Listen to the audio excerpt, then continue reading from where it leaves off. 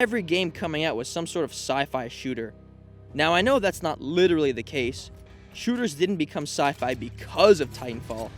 Destiny was conceptualized as far back as Halo 3 ODST in 2009, but it's safe to say that Titanfall was the pioneer for the shift of backdrop for the popular shooters of its era. Back in middle school, I would scour the internet in the computer lab to find out what the hottest games were. The game that caught my attention the most was Titanfall. I would read up article after article about it, then I would go home and watch review after review about it, marveling at its gameplay. It truly felt like the next-gen shooter that the 8th gen needed. It's the game that made me want to have a powerful PC of my own. As time went on, however, newer things came and went, and eventually, Titanfall fell out of my radar. There came a point where I could play Titanfall, but by then it was a couple of years old and my attention was set on other games. You could only play it through Origin as well, which did it no favors. Fast forward about a decade, I was chilling in my local game cycle, browsing the shelves, when I saw Titanfall on Xbox 360. My first thought was, holy shit, Titanfall for only $4? My second thought was, holy shit, Titanfall's on Xbox 360? Yes, as it turns out, a 360 port was made for, well, the Xbox 360.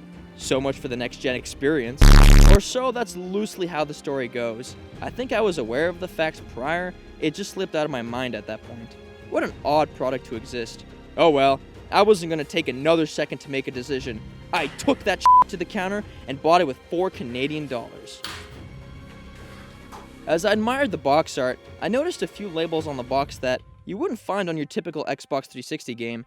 Hard drive required is a label that appeared more throughout the later half of the 7th gen due to the higher quality textures not all being able to fit on one disc.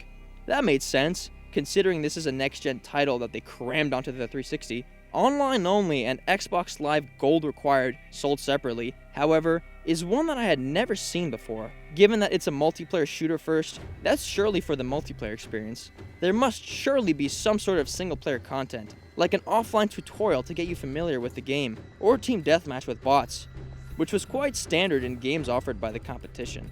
There's only one way to find out. Let's pop this f***er in and play some Titanfall. When first starting the game, we were met with a loading screen for downloading HD assets. Woo!